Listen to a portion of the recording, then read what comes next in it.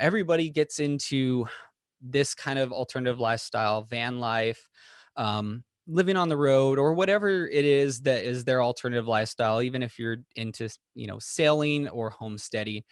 Um, I'm passionate about finding people's stories about how they got to that point and maybe some of the things that they've learned along the way to kind of pass along to others. So for you, how did the idea even of van life, kind of how did you guys come to that? So for us, we basically have this very long-term plan. Well, it was meant to be a lot shorter, but basically we met in Canada. So my partner Jake and I met. I was there for 4 years. Jake was there for two, and we love it.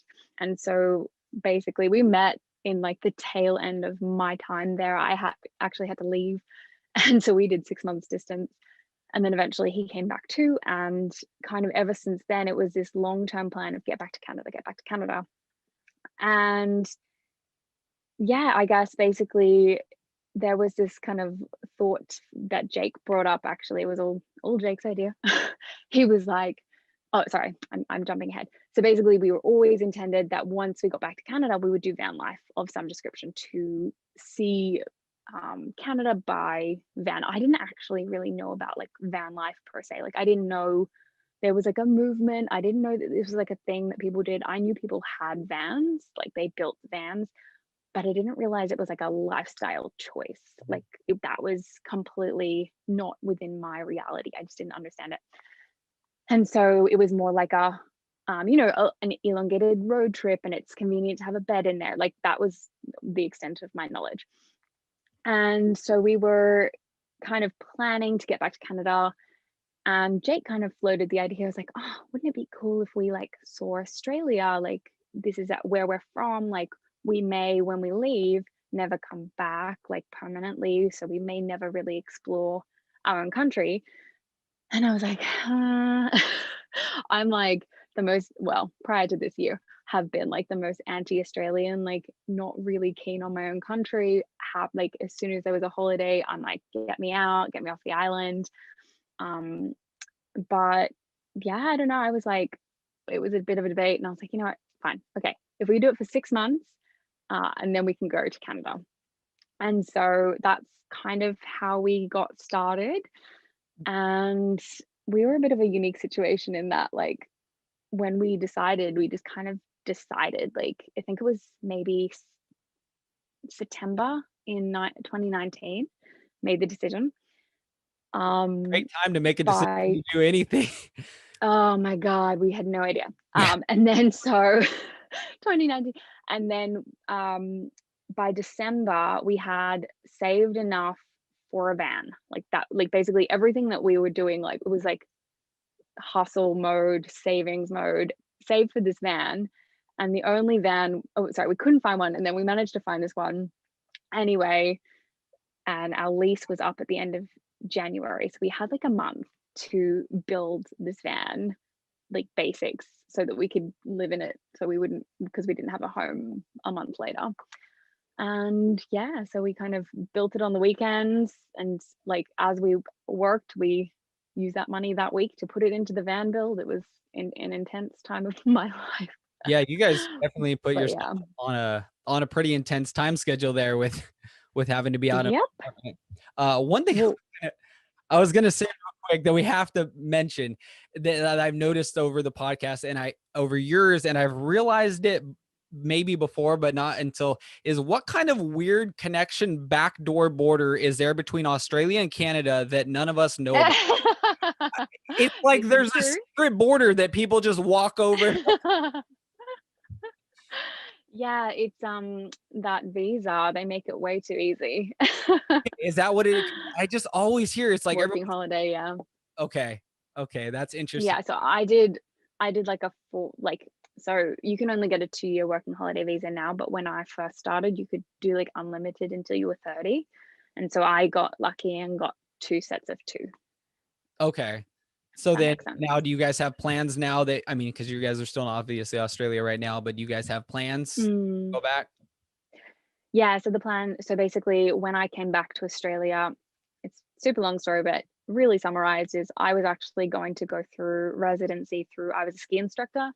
Um, and I had all my hours, all that jazz, but there's like this little thing where you have to have the hours spread out over like 30 hours a week for every week of the year.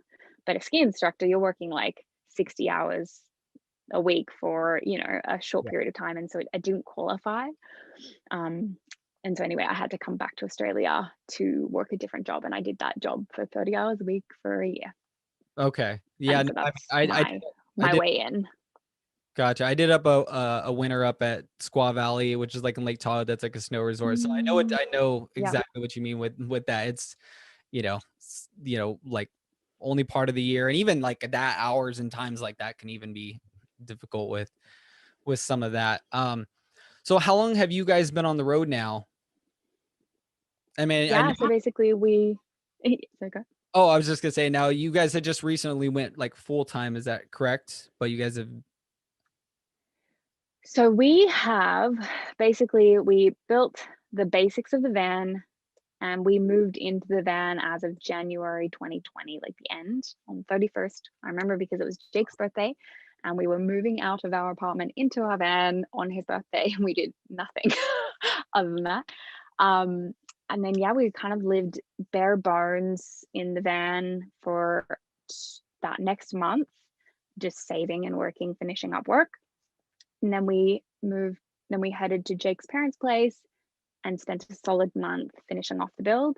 And then as of March 2020, I know it's just silly the timing, we were full time on the road. And so we actually hit the road, and 2 weeks later, everything went into lockdown. wow. So that is, Yeah. I mean, that's a story out there for people. Like how was that for you guys? And maybe some of the differences between like where Australia and the US, like that. I mean, it's just hearing some people's differences stories Yeah. is very interesting to me. I mean, truthfully, like, just for safety of your podcast, I don't want to mention the word because it will censor it and Of not do good course. things. Yes. But 2020, um, basically, we were very lucky. Each state in Australia was separated, which has, like, in my experience, never happened. Like, we have borders, but they're not really borders, if that makes sense. Like, Yeah. you just kind Kind of of go like the wherever. orders you can usually just Yeah, go there. exactly. Exactly. And so, but each border, it kind of became like you were crossing into Canada from the US. Like it was so regulated. And so, anyway, we were in Queensland, which we were very lucky was a very low cases state. And so we didn't actually experience like a huge impact. Obviously, the first like 2 or 3 months we didn't move. We were just like, basically, when we heard the news, we went to this tiny little nowhere town and bunkered up there for like, I don't know, it must have been like a month or something. And then slowly, once regulations softened, we were able to start moving slowly within the state. And it was like probably 6 months later, we were able to leave the state. Wow. So for 6 months, you guys were locked Yeah. down for that, wow. And then so now, Yeah. now being like, have you guys made how much of your trip, or So we've still managed to do quite a lot of our trip. In fact, we've actually probably done more of the trip than we ever intended to, because the trip plan, remember, if you remember back, I was very reluctant to see Australia. It was meant to be for 6 months. So I was like, yeah, 6 months and then we'll leave. Um, but yeah, we're going on a year and a couple of months now. So yeah, we've seen Queensland, we went and ended up going through to the middle of Australia, we went to South Australia, we just finished off in Tasmania, and now we are in Victoria and yeah, headed back up to go do Northern Territory in Western Australia. So you get we're a still complete getting map? quite a bit done. Yeah. No, that's a map there behind you guys? That is our map. So this is how we record our trip. We just kind of pencil in where we I go. So really like we that. figure at the end we'll have a map of our journey. I like that. Yeah, I would definitely. I'm a map person. I really like maps. So if I'd probably want Cool. like use one of the U.S. if we ever did that and like mark all kinds of stuff. That would be kind of a fun little project.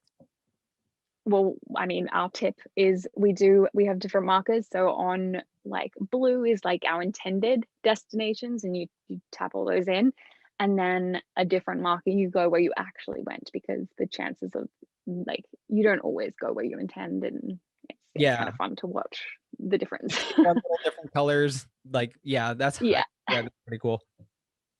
Yeah. Um, so like you guys, well, let's see here. I'm trying to think of where we want to go. So, Yeah. with now with you guys living full time in the van, um, you know, Mm. kind of going through, and it's funny that you mention the don't say word because I swear I've probably used it in every episode, and that's probably I probably should maybe not Well, do that for a few just episodes. being mindful. I Yeah, mean, I've had it, and same thing with mine. It's just the state of um it happened, right? I just try to be conscious if I can, on yeah. my part at least. No, I can totally understand because it's one of those things that I maybe need to do a better job that I'm can't say I'm like the most savvy with internet stuff. So it's like even with social media and stuff, I'm like, I really don't care. Like I'm doing something I enjoy. Like I'll let the numbers worry about themselves. Like obviously that can be, you know, maybe sometimes it's better to actually pay attention to that stuff for sure. I think there's definitely a balance though. I mean, I'm sure we're going to talk about this more later, but I think there is a fine line between playing the game and standing true to who you are. Yeah. Um, and I think, yeah, you can go too far of like trying to play the game and you lose who you are. And that's not what people need to see. So, Yeah, well, and that's absolutely true. And even in the sense of like, as I kind of came, it's kind of interesting as I started the podcast and then over the last like couple months, like I kind of went through a kind of interesting work development, through kind of a mm, corporate thing and then now to not.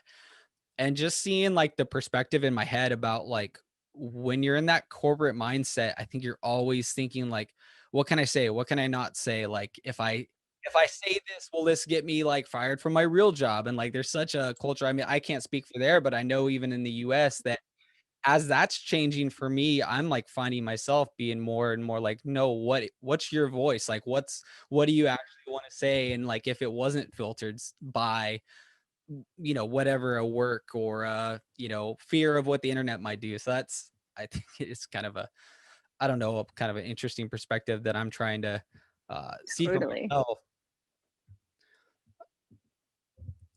Okay, let's see here.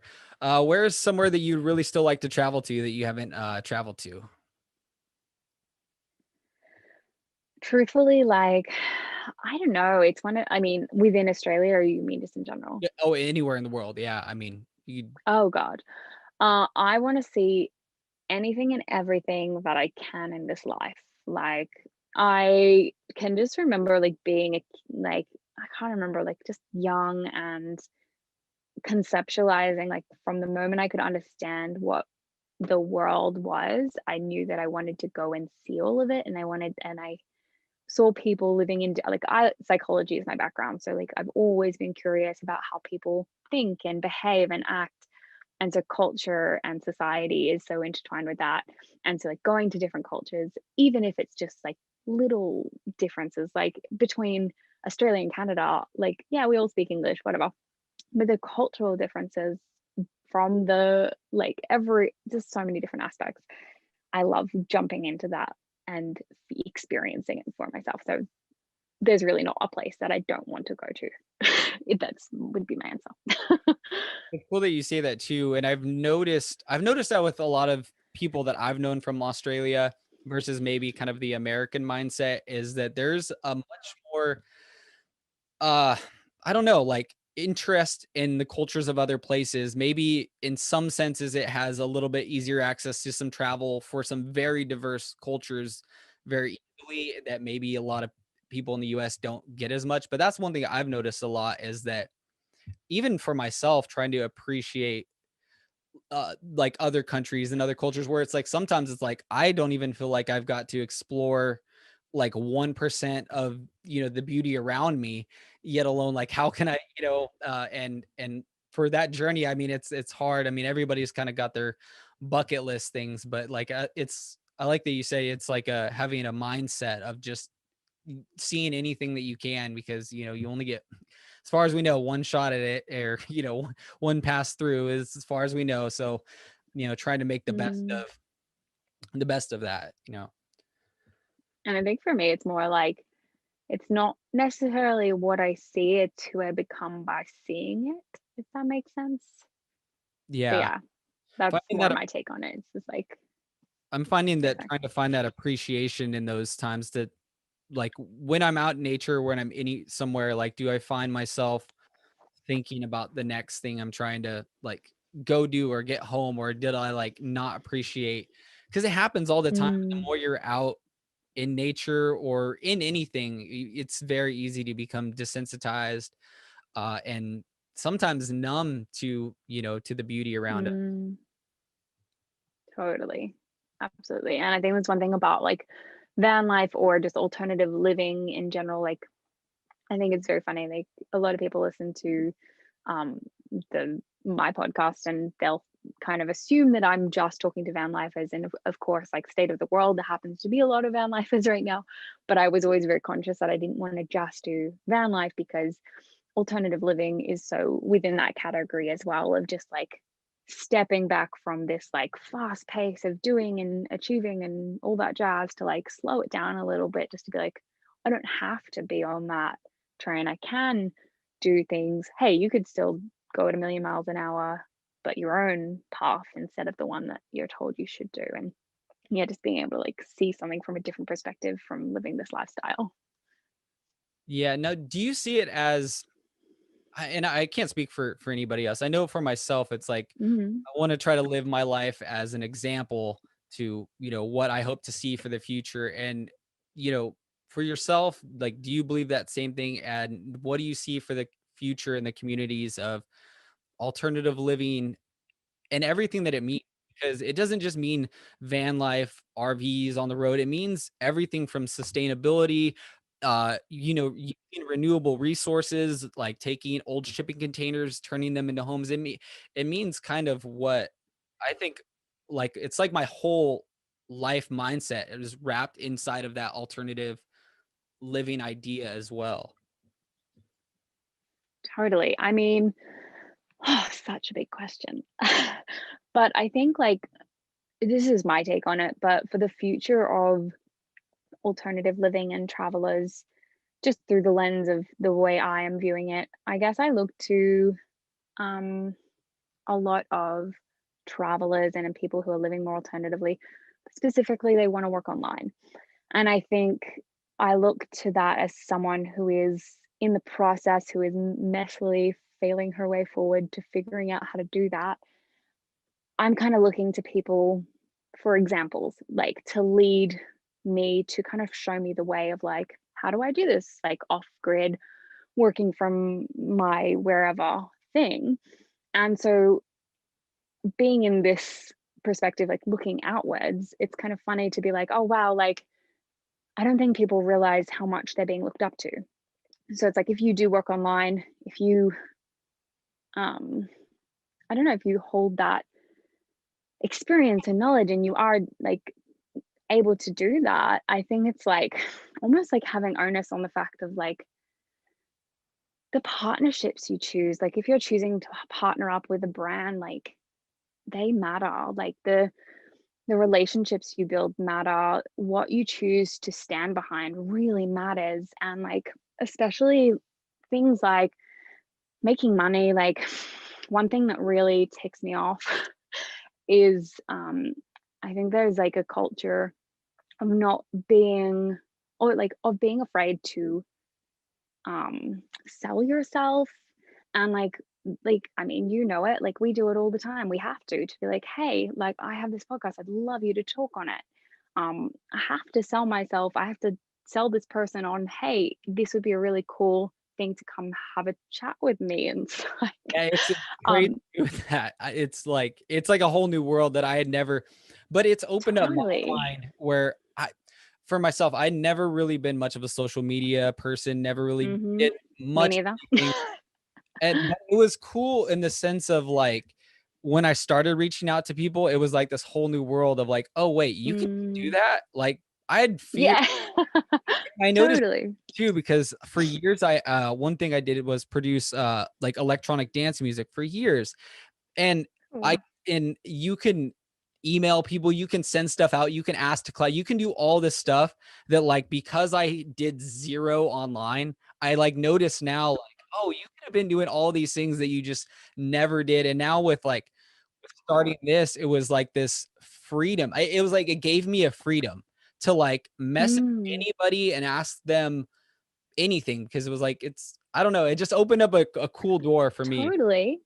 But I think it's funny because a lot of people will hear that and they're like, "Oh, you can," but not a lot of people do because they're afraid to put themselves out there to have this thing. And so this kind of rounds back to my point of I think why people have this fear against, like, putting themselves out there to, like, speaking up. I'm like, when I'm asking someone to come on the show, I'm never feeling weird or salesy or anything because I know when I have this conversation with this person, A, it gives them SEO, they get a benefit out of it, they get to share their expertise, they get a huge benefit, and then also everyone who listens get a massive benefit, like, and if at the end of the day I manage to figure out how to get paid from that, hell yeah, like, why not?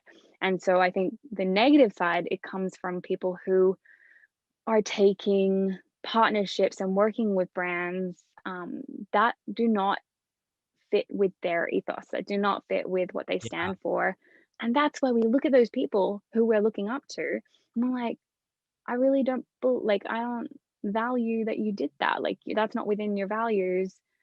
And yeah, I don't know. That's my probably Well, my it's biggest funny thing. too, because even a lot of the stuff that's out there right now, like even promotional, like even on Instagram, companies reaching out trying to get people like even the stuff that's like I don't know, I don't wanna use the word scammy, but even they're trying to make that sound good or environmentally friendly or eco this, and I've noticed that with a lot of stuff, so really looking for brands, like, that you actually believe in. I mean, we're just finalizing Totally. up, like, the first sponsor for the podcast. I'm, like, Yay! super That's excited. awesome. For me, it was like it was personal and it was local and it was, had to be like something I really believed in, like just all these things.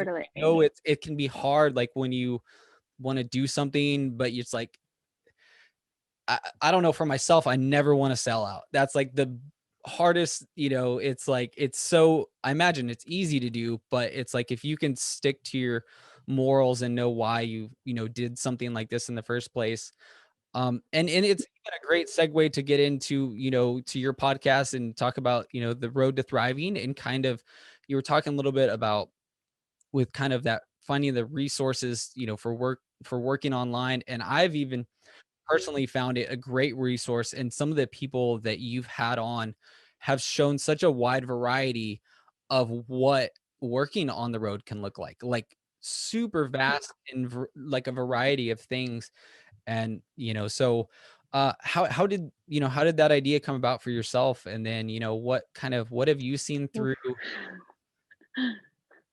Sorry, keep going. It's just, yeah, oof, what big have you idea. kind of seen and learned through kind of your journey so far of this of, for, a few months now talking to people every week? Mm,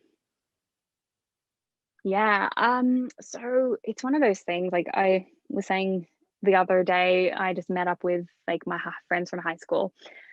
And it's always been quite funny because I've just, like, always worked to travel. So, like, really what I did didn't actually matter. Like, as long as it meant that I could be in that place and experience that place, like, it didn't really matter what I did for work.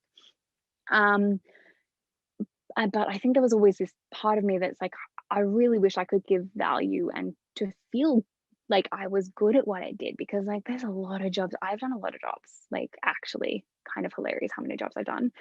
And it's funny actually how many I have been genuinely terrible at, like, genuinely can't believe I was hired or that I wasn't fired. Um, but like there, I guess there was always this like, yeah, I'm working, I'm making money. I would love to do something that I'm really good at or that I really enjoy. And I was chatting with my friend over breakfast the other day, and I literally said to her, I was like, this is the first thing in the longest time that I actually feel like if I kept going, that, like, I could be good at. And it's really hard for me to say that out loud, but It's true. It's the first thing I like any of people that know me from for a long time will say that if I could get paid to talk and like read people's emotions, and it's literally what you do when you podcast is you're gauging people and talking to them. It's funny, my wife would say yes to the first one, that to Oh, be okay. no to like reading. I am like maybe the worst person alive at reading other humans. It is like, yeah, it is maybe Oh, a I don't bad know spot about that for me. though. I don't. I didn't know that. I like honestly, like I've listened to your podcast and I think you have like a fabulous like the way that you speak and the way that you engage. So I wouldn't pick that up at all. I'm that makes me thankful when people say that, because Yeah. I definitely, and of course, like we're always like the worst critics and judges of ourselves. But Mm. it's definitely hard. Like it's almost even impossible for me to watch myself back. Um, Yo, yeah, God, I'm thankful there's no video version of mine. yeah, it's it's one of those things. But for yourself, like One of those things. it's, I'm just getting used to it every week. And sometimes I'm like, if I just don't look at myself and just look at the Yeah. person I'm talking to,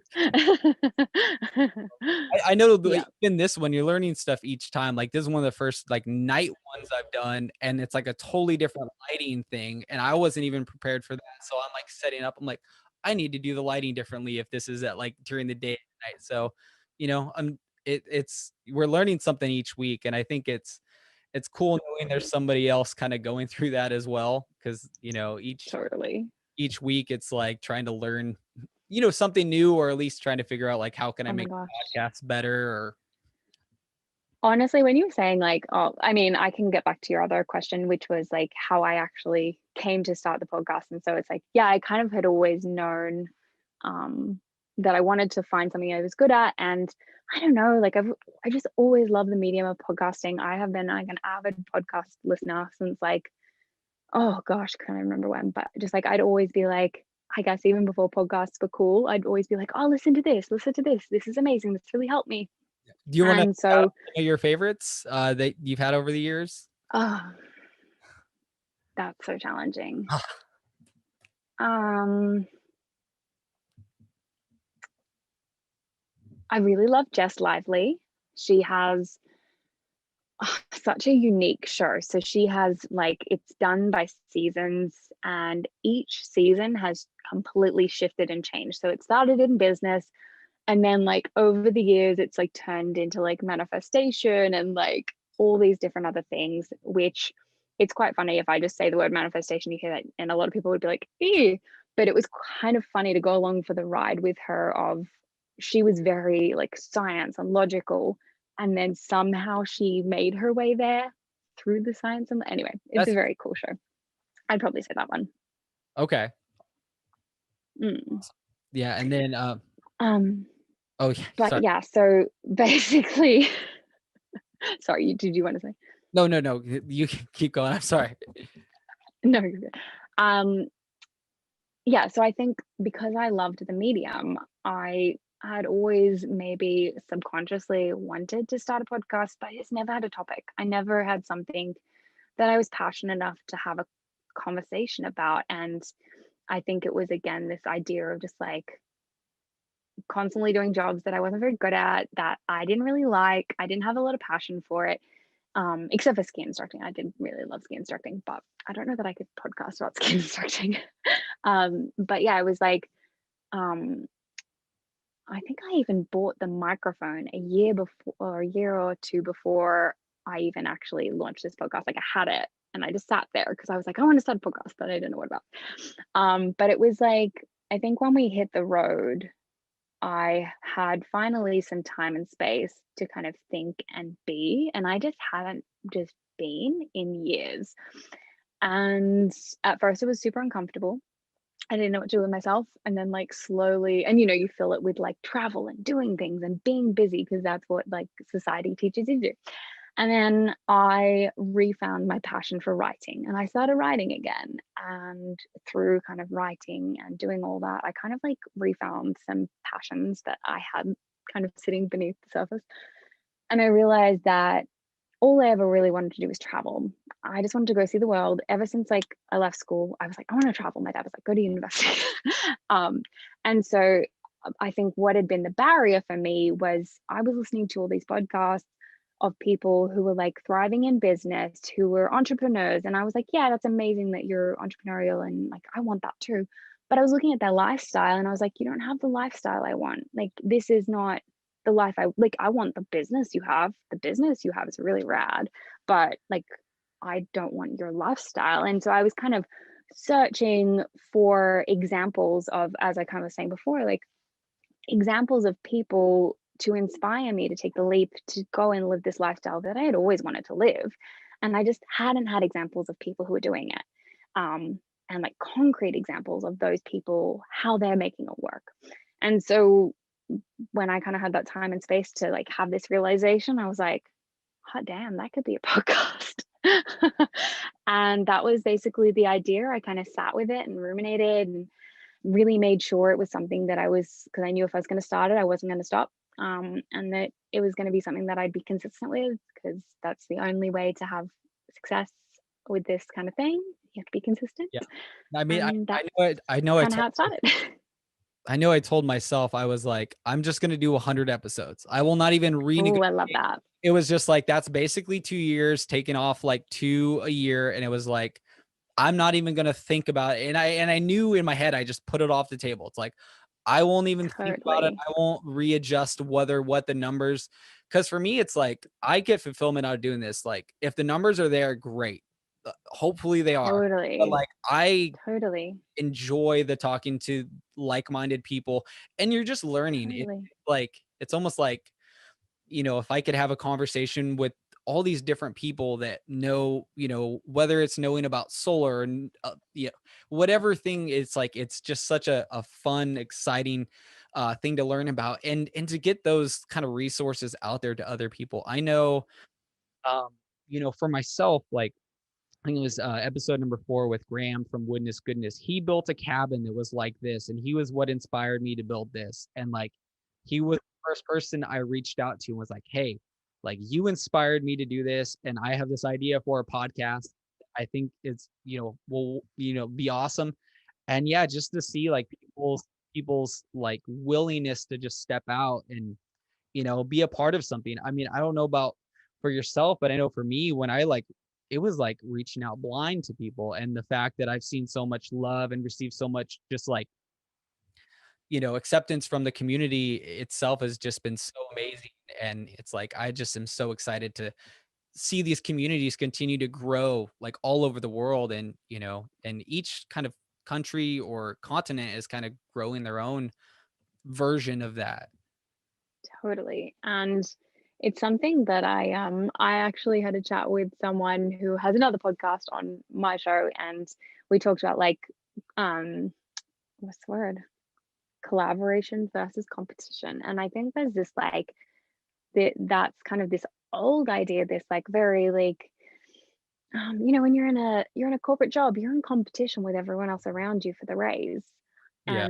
But the thing is, in this kind of lifestyle, like rising tide lifts all ships. Like we succeed together by lifting each other up. Like it's not this person wins over, like just because they listen to your podcast doesn't mean they can't listen to mine. It's not how it works.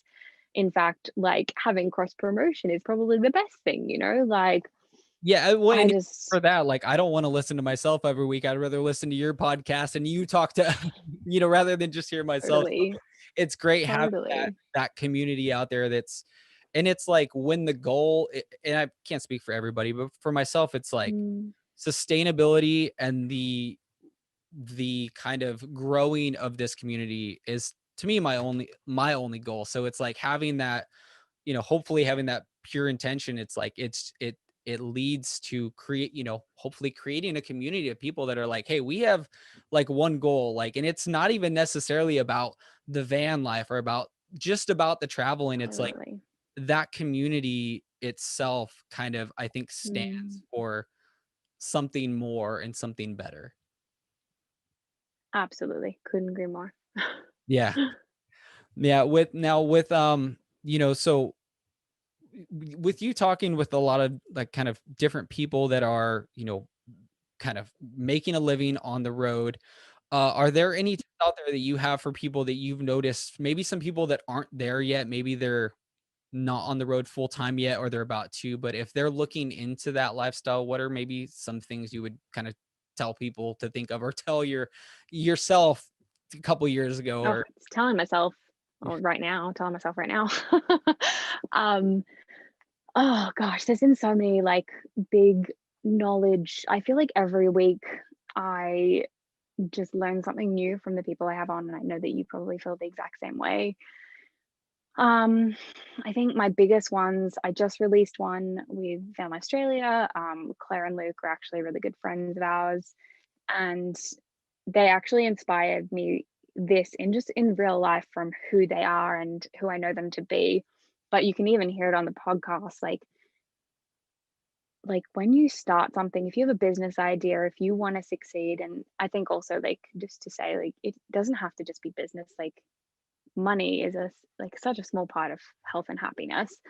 Um, but like when you are starting a business and you are trying to monetize and work online, whatever that looks like, when you start it, if it doesn't work, it doesn't mean it's bad. It doesn't mean you're bad. It doesn't mean you won't be able to figure it out. It just means you need to pivot. And I think that's probably been the biggest lesson, like overall, just pivoting, knowing what you want. The other part I think is don't be fooled by the pretty picture of what you can see on the surface level. So, like, you might look at someone's Instagram and they have 120 posts or however many posts, and they seem all new and fresh, but don't discount the 10 years that they potentially worked in corporate and marketing prior to that allowed them to build this massive social presence. Like, don't discount, oh, this person just launched their business and they did so well and they've got all these customers and sales and da da da. How long have they been doing that in a different way, or like what skills have they gotten in a different part of their life that it's allowed them to put that into this part? Do you know what I mean? Like, it's yeah. so easy to look at the surface and just be like, oh yeah, like they're so much better, like they can do it but I can't. And yeah, I just think we so often just are so surface level. We need to like look a little deeper. Yeah, I know it can be really, like, hard, like, when kind of see into what it really takes, and it's like we always have these easy assumptions, like that, like they just, I don't know, like other people just have it easy, and the more you do any of these things, the more you realize like it is, it's hard. And one thing that I noticed for myself, kind of maybe transitioning into this kind of world, was for a lot of people, they have a job that is never been there was never anything about like online work. It was always at a job. So this kind of, to some people, the idea of work that's not at a job like doesn't even make sense. It's not even like, what do you mean? And I've noticed even for myself Certainly. trying to dip into that world, and it's very interesting. Like there's a million ways you can make money online, but then it's also, you sometimes it might take a Totally. million ways to make money to make enough money, Oh, like 100%. And like, I mean, like we kind of were before we hit record, we were kind of chatting about like I didn't even understand what podcasting would entail, like realistically, until I was doing it. And then I'm like, holy crap, this is a full-time job. And I don't know, even talking to when I was going to dinner the other night with some friends, like one of my friends has worked for herself for forever. And I was like, how do you manage your day? Like, I find it really hard not to get distracted because, like, you're on social media for years. I've been a consumer. Now I need to be a creator. And it's really hard to switch that gear when for so long you've been in consumer mode. And yeah, that's that's really one of interesting. the biggest challenges. That's actually that's really interesting, like the way you put that there, because those are different mindsets when, if you're, as if you're using Totally. as a business creator, business owner, and thinking that that's like totally different than just using, and trying to figure out and navigate that world, you know it's definitely kind of been difficult. I mean, I know even for myself trying to figure out like how to dip into the world of whatever online work, or things like that. um anything else out there like that you've you know, learned or kind of found as resources maybe for, people that maybe are looking to you know what I mean? It's kind of hard because it's maybe the most Yeah. difficult one, like the most difficult of all the questions is like, how can I people make I money? mean, yes and no. I think, like, when you first said that, I was like, "God, there's so many options." And I think that was one of the things that stopped me for so long, like, "Oh, what will I do?" And I think what I've had to really realize, like, I'm in the process, like, I'm not pretending that, my podcast is just in the beginning bones. Um, but and, like, learning to monetize it, learning how to pitch, learning how to do all these new things, social media, the whole shit, like, even producing an episode. Um, like, this whole thing is so new, and it just has made me realize that it wasn't like I had the skills, like, I didn't know how to, like, post, like, there's so much I didn't know prior to 2 months ago, like, basically nothing. I knew nothing about podcasting other than the fact that I liked them. Um, every single thing that I'm doing, I have learned, I have Googled, I have figured it out. I've just purchased my first course just to teach me a little bit more, and that's gonna be the process. It's like, I think it's not about it's more just like choose something that you love. Like what do you already have within you? What can you choose that you feel drawn to anyway? Um, and if you don't have the skills, like learn them. Like I think that's more what it is than anything else. Like if you like graphics design, like cool. What can you do in graphics design online? There's a million different platforms that you can um, uh, pitch your services to people and I don't know the wording terminology for this, but you know what I mean, like Fiverr or I don't know what it's called, but Yeah, there's a Upwork. I million. think there's yeah, Um, Upwork, if you're a freelance writer, like I love to write. This was one of my dilemmas. I love to write, but the idea of like writing on someone else's watch, ironically, not super interesting to me. I love to write of like creatively. And so that was a thing for a while. I was like, oh, maybe I should be a freelance writer, but like maybe not. That's okay too. yeah, and So I just think it's just like figuring out what you love.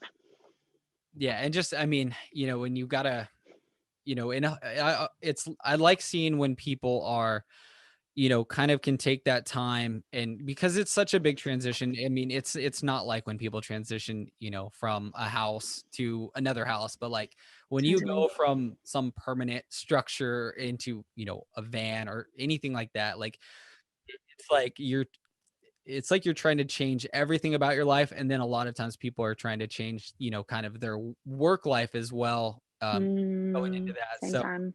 yeah, so for a lot of people too, I imagine that, it can be helpful to kind of just save up for like maybe like a lot of people with that 6-month trip or for that like year trip and then maybe see how they like van life or life on the road or whatever that Mm.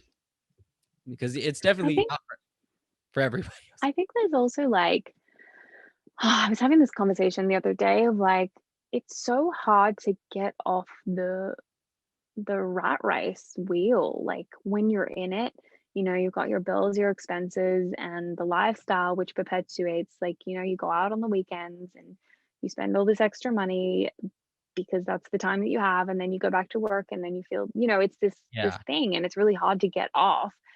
And I think you were saying like, wow, you did it so quick. And it was like, we kind of had to because otherwise we wouldn't have left because it was so hard because the money we were paying on rent to like and then you live in this place that's so inner city, so you need to pay for a gym to get exercise. Like it all like feeds into each other, or even like the societal norm that you're in a city that you should go to a gym. And it's like you get off that rat race and you get to kind of decide for yourself what you like to do, how you like. One thing I'm really recently reluctantly. I have always wanted to learn to dance, like always, but I'm literally the most two left feet person you will ever meet. I can't dance to save my life. And it's one thing I've had to come up with. I'm like, for so long I never did because I couldn't. And I was like, well, I'm just gonna have to figure out like, okay, maybe I'm just gonna have to take one lesson and figure it out from there and go from there. And it's like the same thing applies across the board. It's just like what's drawing you, what feels good. It's like I think that's what it comes down to in like every aspect of your life. It's like what feels good. I don't know. I just don't think Yeah. we need to complicate it more than that. Oh, I mean, that's super true, and I noticed, like, when you said that, because one thing about a couple years ago is my wife did that, which Mm. she had always wanted to do that, so kinda went to this, like, ballet thing even as adult and Oh, awesome. loved it, and, like, I'm Oh, obviously so cool. COVID has put, like whatever, has put Of course. a wrinkle, Yeah. but it's like but yeah, that's been something, like, that I noticed personally for her, like, that was a drastic, like, not change, but just, like, major thing that, like, she just passionately, like, fell in love with, you know? Totally. So finding those things, like, even as adults that you can just kind of pour yourself into, and that's kind of been my thing with even with starting the podcast, and it's kind of thrown me even more into, like, self-sustaining alternative living, like, 100% till the day I die is, like, kind of Yep. become even out of this kind of over the years, the goal, and I know we were talking earlier about like just the podcast, and it's like, when you want to do something, you want to try to find like what's the purpose? Like, do I if the Mm, why is not strong enough, like you shouldn't do anything if the real like backbone of what you're trying to go for is there. And I really appreciate that what you're doing is I really see it as a service to people out there that are kind of looking into the idea and want to know like, am I going to be able to make this work? What resources can I find out there, to kind of help myself along the journey of totally. driving on the road. um for any of the anybody out there, where can they find your podcast? Well, they can head over to Road to Thriving. It's on any kind of platform that you can find a podcast. And then, yeah, the social platforms are all the same. Road to Thriving, TO, not two, like the number. Um, and yeah, come Awesome. say hi. I always love to connect. So send me a message. Awesome. Well, thank you so much for joining me today. I hope we've got some resources out there for people that, are kind of looking into van life, or are, just along their journey to sustainable living, or wherever, kind of wherever their journey's taking them. So thank you so much. You're so welcome. Thank you so much for having me. No problem. Thank you.